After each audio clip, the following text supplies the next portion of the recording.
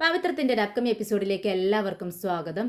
കുറച്ച് മാസങ്ങൾക്ക് ശേഷം ഒരു ദിവസം രാവിലെ വിനയൻ തങ്ങളുടെ വീടിന് മുന്നിൽ നിൽക്കുന്ന ഒരു ഗുഡ്സ് വണ്ടി ഇങ്ങനെ അലങ്കരിച്ചുകൊണ്ടിരിക്കുക. പൂമാല കെട്ടുന്നുണ്ട്, അതിന് ബോർഡ് വെക്കുന്നുണ്ട്, എല്ലാം ചെയ്യുന്നുണ്ട്. ഇതൊക്കെ കണ്ടുകൊണ്ടാണ് നമ്മുടെ നന്ദിനി ഉമ്മറത്തേക്ക് വരുന്നത്. മനുഷ്യ, നിങ്ങളൊന്ന് ഇങ്ങോട്ടേക്ക് വന്നേ എന്ന് പറയാണ്. ഇത് കേട്ടതും വിനയൻ ഓടി ചെല്ലുന്നുണ്ട് നന്ദിനിയുടെ അടുത്തേക്ക്. എന്താ നന്ദിനി? അല്ല, നിങ്ങൾ എന്തിനാ ഈ വണ്ടി ഇങ്ങനെ അലങ്കരിക്കാൻ നിൽക്കുന്നത്? ഇത് പുതിയ വണ്ടിയൊന്നും അല്ലല്ലോ, ഒരു സെക്കൻഡ് ഹാൻഡ് വണ്ടിയല്ലേ എന്ന് ചോദിക്കുകയാണ്. ഇത് കേട്ടതും വിനയൻ പറയുന്നുണ്ട്, അതെ, സെക്കൻഡ് ഹാൻഡ് വണ്ടിയാണെങ്കിലും നമ്മുടെ വിക്രം ആദ്യമായിട്ട് എടുക്കുന്ന വണ്ടിയല്ലേ, അതുകൊണ്ട് എല്ലാവരും വളരെ സന്തോഷത്തിലാണ്. ഞങ്ങൾക്കൊക്കെ അതൊരു ആഘോഷം തന്നെയാണ്. നീ എന്തിനാ അതിനിങ്ങനെ ടെൻഷൻ അടിക്കുന്നതെന്ന് ചോദിക്കുകയാണ്. അപ്പോൾ നന്ദിനി പറയുന്നുണ്ട്, എനിക്ക് ടെൻഷൻ ഇല്ലാതിരിക്കുമോ? ഇവിടെ ശ്രീജേച്ചിയും വേദയും ഷോപ്പ് തുടങ്ങി. അതിനുശേഷം അവരുടെ ബിസിനസ്സൊക്കെ ഇങ്ങനെ വളർന്നുകൊണ്ടിരുന്നു. ഇപ്പോഴത്തെ പുറത്തേക്കൊക്കെ ഡ്രസ്സുകൾ അയക്കാൻ തുടങ്ങിയിരിക്കുന്നു. വിശ്വേട്ടനാണെങ്കിൽ ഷോപ്പിൻ്റെ കാര്യങ്ങളെല്ലാം നോക്കുന്നു. വളരെ ഉത്തരവാദിത്വമായിട്ടുണ്ട്. ഇപ്പോൾ ദേ വിക്രം കണ്ടില്ലേ, ഒരു വണ്ടിയെടുത്ത് സ്വന്തമായൊരു ബിസിനസ് തുടങ്ങാൻ പോകുന്നു. നമ്മളുടെ കാര്യമൊന്നും നോക്കിയേ, ഇപ്പം നമ്മൾ രണ്ടുപേരും ഇവിടെ പുറമ്പോക്കായിട്ട് ഇരിക്കുന്നത്. എനിക്ക് ടെൻഷൻ ഇല്ലാതിരിക്കുക മനുഷ്യ എന്നിങ്ങനെ ചോദിക്കുക കേട്ടോ. ഇത് കേട്ടതും വിനയന് ചിരി വരുന്നുണ്ട്. ഇത് കണ്ട് നന്ദിനി ദേഷ്യത്തോടെ പറയുന്നുണ്ട്, ദേ നിങ്ങളിവിടെ ചിരിച്ചോണ്ടിരുന്നോ, എനിക്ക് ദേഷ്യം വരുന്നുണ്ട് കേട്ടോ. നിൽക്ക് നന്ദിനി, ഞാൻ പറയട്ടെ എന്നൊക്കെ പറയുമ്പോഴേക്കും നന്ദിനി അത് കേൾക്കാൻ കൂട്ടാക്കാതെ അകത്തേക്ക് ഓടി പോവുകയാണ്. കമലാമ്മ കിച്ചണിൽ ജോലി ചെയ്തുകൊണ്ടിരിക്കുകയാണ്. ഇത് കാണുന്ന നന്ദിനി പറയുന്നുണ്ട്, കണ്ടില്ലേ അച്ഛാ, ഇപ്പോൾ അമ്മയ്ക്ക് കൂടുതൽ ജോലിഭാരമാണ്. ഈ ശ്രീചേച്ചി ഇത് എവിടെ പോയി കിടക്കുന്നു?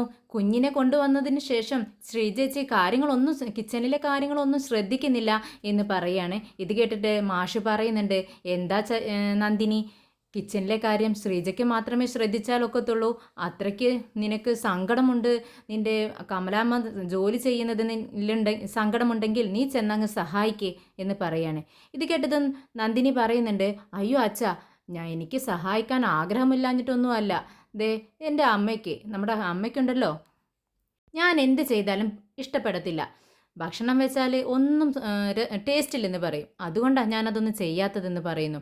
ഇത് കേട്ടതും എല്ലാവരും തലയിട്ട് ഇളക്കുന്നുണ്ട്.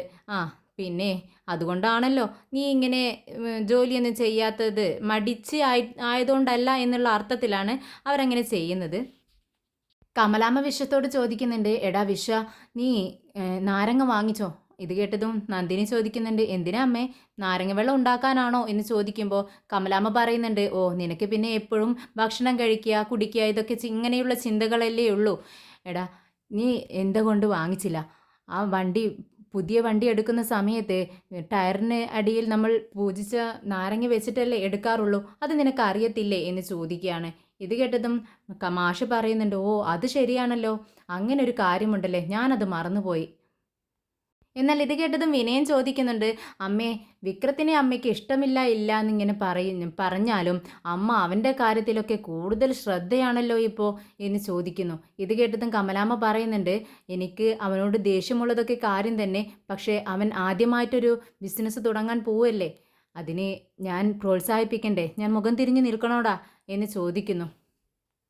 അപ്പോഴേക്കും ശ്രീജ മകളുമായിട്ട് വരുന്നുണ്ട്. മോള് ഓടിച്ചെന്നിട്ട് മുത്തശ്ശി എന്ന് വിളിച്ചുകൊണ്ട് ഓടിച്ചെന്ന് കെട്ടിപ്പിടിക്കുകയാണ്.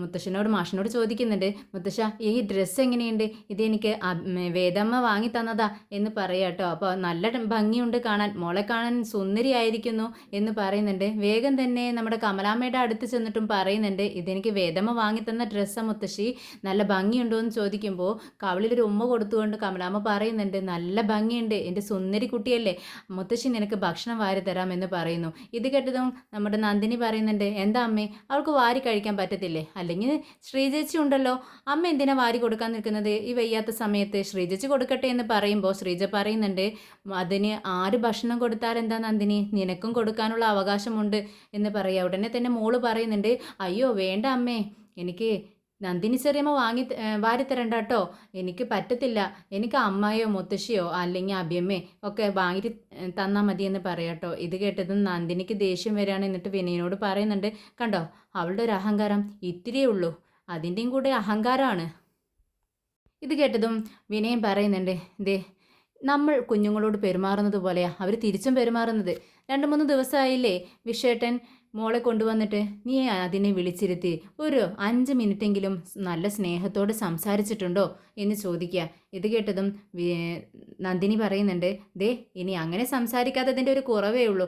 കണ്ടില്ലേ അവളുടെ സ്വഭാവം കണ്ടില്ലേ, അവരൊക്കെ വിളിച്ചത് എന്താന്ന് കേട്ടോ, ആ അബീനെ വിളിക്കുന്നത് അബി അമ്മ എന്നാ, എന്നെ വിളിച്ചത് കണ്ടില്ലേ നന്ദിനി ചെറിയമ്മ എന്ന്.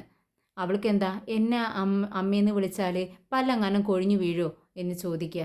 ഇത് കേട്ടതും വിനയം പറയുന്നുണ്ട്, അതെ ഇന്നലെ വന്ന ആ മോൾക്ക് പോലും നിന്റെ സ്വഭാവത്തെപ്പറ്റി നന്നായി അറിയാം. എല്ലാം ഈ മോൾക്ക് എത്ര പെട്ടെന്നാണ് ഇതൊക്കെ പിടുത്തം കിട്ടിയത്, ഞാൻ അതാ ആലോചിക്കുന്നത് എന്നിങ്ങനെ കളിയാക്കിക്കൊണ്ട് പറയാ. ഇത് കേട്ടതും നന്ദിനി പറയുന്നുണ്ട്, അതെ നിങ്ങൾക്ക് ഇപ്പോൾ കുറച്ച് കാലമായേ എന്നെ കളിയാക്കൽ കുറച്ച് കൂടുന്നുണ്ട്, നിങ്ങൾക്ക് ഞാൻ വെച്ചിട്ടുണ്ട് എന്നിങ്ങനെ അർത്ഥം വെച്ചിട്ട് അടിമുടി വിനയനെ നോക്കിക്കൊണ്ട് പറയാണ് നന്ദിനി.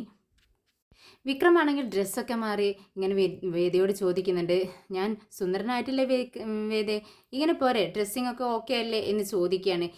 വേദ അടിമുടി നോക്കിക്കൊണ്ട് പറയുന്നുണ്ട്, വിക്രം ഇല്ല, ഒരു കുറവുണ്ട് നിനക്ക് എന്ന് പറഞ്ഞുകൊണ്ട് അവിടെ ഉണ്ടായിരുന്ന ചന്ദനമെടുത്ത് വിക്രമിൻ്റെ നെറ്റിയിൽ തൊടിവിച്ച് കൊടുക്കുന്നുണ്ട്.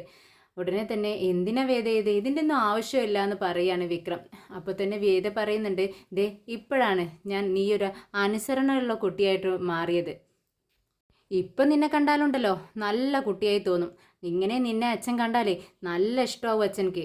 അച്ഛൻ അങ്ങനെ ഉള്ളതുകൊണ്ട് അങ്ങനെ നടക്കാൻ വേണ്ടിയിട്ട് തന്നെയാണ് നമ്മുടെ വിവാഹമൊക്കെ നടത്തി വെച്ചത്. അതുകൊണ്ട് അച്ഛനിപ്പോൾ നല്ല സന്തോഷത്തിലാണ്. ഈ വേഷത്തിൽ നിന്നെ കാണുമ്പോൾ അച്ഛന് ഒരുപാട് ഇഷ്ടമാവും എന്ന് പറയാണ്.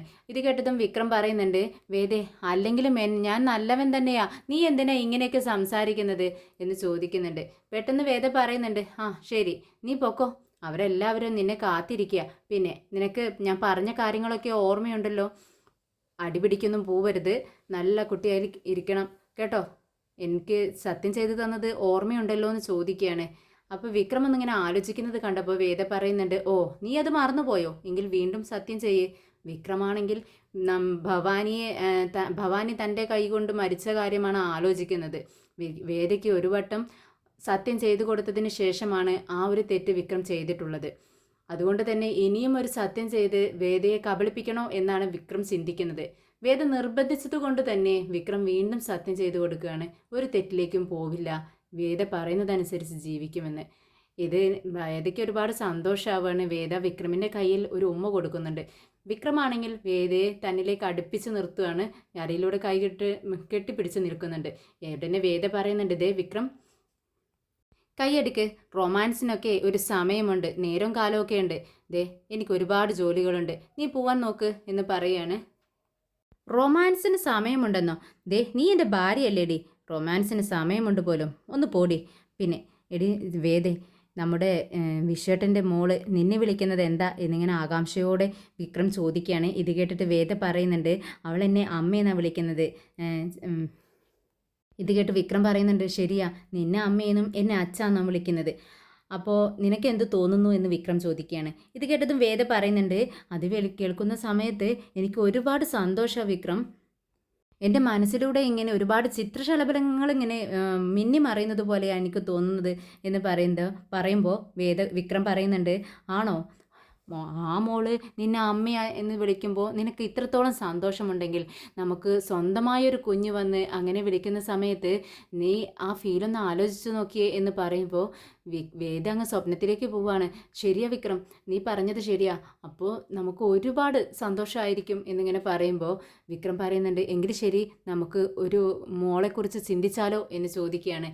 ഉടനെ തന്നെ വേദ പറയുന്നുണ്ട്, എന്ത് ഇപ്പോൾ ഒരു കുഞ്ഞിനെ പറ്റി ചിന്തിക്കാനോ, അതിനൊന്നും നേരമായില്ല വിക്രം, നമ്മളൊന്ന് സെറ്റിലാവാൻ വേണ്ടി പോകുന്നതേ ഉള്ളൂ, ഒന്ന് സെറ്റിലാവട്ടെ എന്നിട്ട് മതി അതിനെക്കുറിച്ചൊക്കെ ചിന്തിക്കുന്നത്. പിന്നെ നീ എന്താ പറഞ്ഞത്, മോള് വേണമെന്നോ, പറ്റില്ല, എനിക്ക് നിൻ്റെ ഒരു മിനിയേച്ചർ, ആ ഒരു ആൺകുട്ടിയാ എനിക്ക് വേണ്ടതെന്ന് വേദ പറയുന്നു. ഇത് കേട്ടതും വിക്രം പറയുന്നുണ്ട്, പറ്റത്തില്ല, എനിക്ക് നിൻ്റെ മിനിയേച്ചറാണ് വേണ്ടത്, ഒരു മോള്, അത് ഞാൻ എന്നോ മനസ്സിൽ വിചാരിച്ചിട്ടുള്ള കാര്യമാണ്, എനിക്കൊരു മോളെ നീ തന്നേ പറ്റൂ എന്ന് പറയാണ്. പക്ഷേ വേദ സമ്മതിക്കുന്നില്ല, എനിക്ക് നിന്നെപ്പോലൊരു മോനാടാ വേണ്ടത്, അത് ഞാനും തീരുമാനിച്ച് വെച്ചിട്ടുള്ളതാ, അതിലൊരു കോംപ്രമൈസും ഇല്ല എന്ന് വേദയും പറയാണ്. അങ്ങോട്ട് രണ്ടുപേരും തർക്കം വരുമെന്ന് വിക്രം വീണ്ടും പറയുന്നുണ്ട്, എടി ഞാൻ നിന്റെ ഭർത്താവല്ലേ, ഭർത്താവ് പറയുന്നത് അനുസരിക്കേണ്ടടി, എനിക്കൊരു മോളെ താടിയെന്ന് ഇങ്ങനെ പറയുന്നുണ്ട്, പറ്റത്തില്ല പറ്റത്തില്ല എന്ന് പറഞ്ഞ് അങ്ങോട്ടും ഇങ്ങോട്ടും അടിയാവുന്നുണ്ട്. പെട്ടെന്നാണ് നമ്മുടെ മാഷ് വിളിക്കുന്നത്, വേദേ നീ എവിടെ മോളെ, ഇങ്ങോട്ടേക്ക് വാ, അവനെ കൂട്ടിക്കോ എന്ന് വിളിച്ച് പറയുന്നുണ്ട്. ഇതാ അച്ഛാ, ഒരു 5 മിനിറ്റ് ഞാനിതാ വരുന്നു എന്ന് പറയുന്നു. അപ്പോഴേക്കും നമ്മുടെ നന്ദിനിയും വിളിക്കുന്നുണ്ട്, എന്താ വേദ നിന്നെ കാണാത്തത്, ഇവിടെ കിച്ചണിൽ ജോലിയുണ്ടെന്ന് പറയാണ്. ഇത് കേട്ടതും വേദ വിളിച്ച് പറയുന്നുണ്ട്, ഇതാ വരുന്നു ചേച്ചിയെന്ന്. നിനക്ക് എപ്പോഴും ഇതാ വരുന്നു എന്ന് പറയും നീ, പക്ഷേ കിച്ചണിൽ കയറത്തേ ഇല്ല, നിനക്ക് തിരക്കാണല്ലോ, ഞങ്ങളെല്ലാം തിരക്കില്ലാത്ത ആളുകൾ എന്ന് നന്ദിനി പറയുന്നുണ്ട്. അങ്ങനെ വേദ പെട്ടെന്ന് തന്നെ താഴേക്ക് ഓടി ഇറങ്ങുന്നുണ്ട്. വിക്രമാണെങ്കിൽ അവളെ നോക്കിക്കൊണ്ട് ചിരിച്ചു നിൽക്കുകയാണ്. വേദയെ കണ്ടതും വിഷത്തിൻ്റെ മോള് ഓടിച്ചെന്ന് വേദമ്മയെന്ന് വിളിച്ചുകൊണ്ട് കെട്ടിപ്പിടിക്കുകയാണ്. വേദയാണെങ്കിൽ മോളെ എന്ന് പറഞ്ഞുകൊണ്ട് വാരി എടുക്കുന്നുണ്ട് മോളെ. ഇത് കണ്ടതും നന്ദിനിക്ക് അസൂയ വരികയാണ്. വിനയനോട് പറയുന്നുണ്ട്, ദേ കണ്ടില്ലേ അവൾ വിളിച്ചതെന്താ അമ്മയെന്ന്. ഇത് കേട്ടതും നമ്മുടെ മാഷ് പറയുന്നുണ്ട്, എന്താ മോൾക്ക് നിന്നെ നല്ല ഇഷ്ടമാണല്ലോ. മാഷിന് ഒരുപാട് സന്തോഷമാവാണ്. വിനയനും ചോദിക്കുന്നുണ്ട്, എന്താ വേദേ നീ മോൾക്ക് കൊടുത്തത്, 2 ദിവസമല്ലേ അവൾ വന്നിട്ട് ആയിട്ടുള്ളൂ, പക്ഷേ അപ്പോഴേക്കും നിന്നെ എത്രത്തോളം സ്നേഹിക്കുന്നു അവൾ എന്നൊക്കെ ചോദിക്കുകയാണ്. ഇത് കേട്ടതും വേദ പറയുന്നുണ്ട്, അത് വിഷേട്ടാ, കൊച്ചു കുഞ്ഞുങ്ങളോട് നമ്മൾ നിൽക്കുന്നത് എങ്ങനെയാണോ അതുപോലെ നമ്മളോട് അവരും തിരിച്ച് നിൽക്കുന്നത്. അവരെ പോലെ നമ്മളൊരു കൊച്ചു കുഞ്ഞായി മാറണം, അപ്പോഴാണ് അവർക്ക് നമ്മളോട് സ്നേഹമുണ്ടാവുക എന്ന് പറയാണ്. എന്നാൽ വിക്രമൻ താഴേക്ക് ഇറങ്ങി വരുന്നുണ്ട്, മോളെ എടുക്കുന്നുണ്ട്, വേദയുടെ കയ്യിൽ നിന്നും മേടിച്ചെടുക്കുകയാണ്. അപ്പോഴേക്കും വിക്രമം വേദയും ഇറങ്ങി വരുന്നത് കണ്ടപ്പോൾ നമ്മുടെ കമലാമ്മ പെട്ടെന്ന് ഇവിടെ നിന്നും റൂമിലേക്ക് പോവാണ്. നമ്മുടെ മാഷ് ഇത് ശ്രദ്ധിക്കുന്നുണ്ട്. അപ്പോൾ വിശ്വത്തോട് മാഷ് പറയുന്നുണ്ട്, എടാ വിശ്വം, ദേ ഈ നാരങ്ങയും ആരതിയും എല്ലാം എടുത്ത് ഉമ്മറത്തേക്ക് നടക്കും നിങ്ങൾ, ഞാനിതാ വരുന്നു എന്ന് പറഞ്ഞുകൊണ്ട് കമലാമ്മയുടെ പിറകെ തന്നെ റൂമിലേക്ക് ചെല്ലുകയാണ്. എന്നിട്ട് ചോദിക്കുന്നുണ്ട്, കമലം നീ എന്താ ഇവിടെ വന്ന് നിൽക്കുന്നത്, നീ ചെയ്യുന്നതൊക്കെ ശരിയാണെന്ന് നിനക്ക് തോന്നുന്നുണ്ടോ, നിന്റെ മനസ്സിൽ വിക്രമിനോട് എത്രത്തോളം സ്നേഹമുണ്ടെന്ന് ഞങ്ങൾക്ക് എല്ലാവർക്കും അറിയാവുന്നതാണ്. നീ ഇങ്ങനെ അവനോട് സ്നേഹമില്ലെന്ന് പുറമേക്ക് കാണിക്കുമ്പോഴും നീ ഉള്ളാലെ എത്രത്തോളം അവനെ സ്നേഹിക്കുന്നുണ്ടെന്ന് എനിക്കറിയാം. ദേ കമലം, ഈ നാട്ടിൽ ആരും തന്നെ അവനക്ക് ജോലി കൊടുക്കുന്നില്ലെന്ന് പറയുന്നു, അതുകൊണ്ടാണ് അവനൊരു സ്വന്തമായൊരു വണ്ടി എടുത്ത് ഓടാൻ തീരുമാനിച്ചിരിക്കുന്നത്. അപ്പോൾ നീ അവനെ പ്രോത്സാഹിപ്പിക്കുകയല്ലേ വേണ്ടത്, നീ ഇവിടെ വന്നിങ്ങനെ ഒഴിഞ്ഞു മാറി നിന്നാൽ എങ്ങനെയാണ് ശരിയാവുന്നത് എന്ന് ചോദിക്കുമ്പോൾ അതിനിപ്പോൾ ഞാൻ എന്ത് വേണം എന്നാണ് കമലാമ്മ ചോദിക്കുന്നത്. കമലം, നിനക്ക് അവനോട് സ്നേഹമില്ലെന്ന് നിന്റെ നെഞ്ചിൽ തൊട്ട് നീ പറ, നീ അങ്ങനെ പറയുകയാണെങ്കിൽ ഞാനിപ്പോൾ തന്നെ അങ്ങ് തിരിച്ചു പോയേക്കാം. നീ ഒന്ന് ആലോചിച്ച് നോക്കിയേ, നമ്മുടെ വിക്രം ഇനി ഒരിക്കലും ജീവിതത്തിലേക്ക് തിരിച്ചു വരില്ലെന്ന് നമ്മൾ വിചാരിച്ചതല്ലേ, ഈ തല്ലും കൊലയുമായൊക്കെ നടക്കുന്ന അവൻ അങ്ങനെ അവൻ്റെ ജീവിതം നശിച്ചു പോവും എന്ന് ചിന്തിച്ചിരുന്ന സമയത്തല്ലേ പെട്ടെന്ന് ഈ പെൺകുട്ടി വന്ന് അവൻ്റെ ജീവിതത്തിലേക്ക് വന്നതുകൊണ്ട് മാത്രമാണ് അവന് ഈ മാറ്റങ്ങളെല്ലാം ഉണ്ടായത്. അവന് മാത്രമല്ല, നമ്മുടെ വിഷത്തിൻ്റെ കാര്യം തന്നെ നോക്കുന്നീ, അവന് ജോലിയെടുക്കാൻ തീരെ ഇഷ്ടമുണ്ടായിരുന്നില്ല. ഓരോരോ കാരണങ്ങൾ പറഞ്ഞ് അവൻ ജോലിയെടുക്കാതെ മെനങ്ങാതെ നടക്കുകയായിരുന്നില്ലേ. പക്ഷേ ഇപ്പോഴങ്ങനെയാണോ? ഒരു കടയുടെ കാര്യങ്ങളെല്ലാം നോക്കുന്നത് അവനല്ലേ. നീ ഒന്ന് ആലോചിച്ച് നോക്കിയേ, ഇതെല്ലാം ആര് കാരണമാ? ഈ വേദ കാരണം. പക്ഷേ നിനക്ക് അവളോട് ദേഷ്യം, നിനക്ക് വിക്രമിനോട് ദേഷ്യമുണ്ടാവാം, പക്ഷേ എനിക്കും ദേഷ്യമുണ്ട്. പക്ഷേ അവൻ ഇപ്പോൾ ചെയ്യുന്ന കാര്യങ്ങളെല്ലാം നല്ല കാര്യങ്ങളാണ്, അവൻ്റെ നല്ലതിന് വേണ്ടിയാണ് അവൻ ഇതെല്ലാം ചെയ്യുന്നത്. അപ്പോൾ നമ്മൾ മുഖം തിരിഞ്ഞ് നിൽക്കാൻ പാടുണ്ടോ? ഞാൻ തന്നെ കണ്ടില്ലേ അതിനെ സപ്പോർട്ട് ചെയ്ത് നിൽക്കുന്നത്. പിന്നെ നിനക്കെന്താ കമലം എന്നോടൊപ്പം നിന്നാൽ? ഇനി എന്തായാലും ഞാനൊന്നും മിണ്ടുന്നില്ല, നീ നിൻ്റെ ഇഷ്ടം പോലെ ചെയ്യ് എന്ന് പറയുമ്പോൾ കമലാമ്മ കമലാമ്മ കരഞ്ഞുകൊണ്ടിരിക്കുകയാണ്. സത്യത്തിൽ കമലാമ്മയ്ക്ക് നല്ല വിഷമമുണ്ട്. കമലാമ്മ പെട്ടെന്ന് കണ്ണ് തുടച്ചിട്ട് മാഷിനോട് ചോദിക്കുന്നുണ്ട്, മാഷെ ഞാനിപ്പോൾ എന്താ ചെയ്യേണ്ടത്? ഇത് കേട്ടിട്ട് മാഷ് പറയുന്നുണ്ട്, നീ എന്നോടൊപ്പം വാ കമലം, സന്തോഷത്തോടെ നീ എന്നോടൊപ്പം വാ എന്ന് പറഞ്ഞുകൊണ്ട് കമലാമ്മയെ വിളിച്ചുകൊണ്ട് പോവുകയാണ് മാഷ്. അങ്ങനെ എല്ലാവരും വളരെ സന്തോഷത്തോടെ വണ്ടിയുടെ അടുത്ത് നിൽക്കുന്നുണ്ട്. കമലാമ്മയോട് മാഷ് പറയുന്നുണ്ട്, ഈ കർപ്പൂരം കത്തിക്ക് കമലം. കമലാമ്മ പറയുന്നുണ്ട്, നിങ്ങൾ കത്തിച്ചോളൂ. കമലം ഇങ്ങോട്ടേക്ക് വാ, നീയല്ലേ ഇതെല്ലാം ചെയ്യേണ്ടതെന്ന് പറയുന്ന സമയത്ത് കമലാമ്മ മാഷിൻ്റെ അടുത്തേക്ക് പുഞ്ചിരിയോടെ വന്ന് നിന്ന് കർപ്പൂരം കത്തിക്കാൻ വേണ്ടി നിൽക്കുന്നുണ്ട്.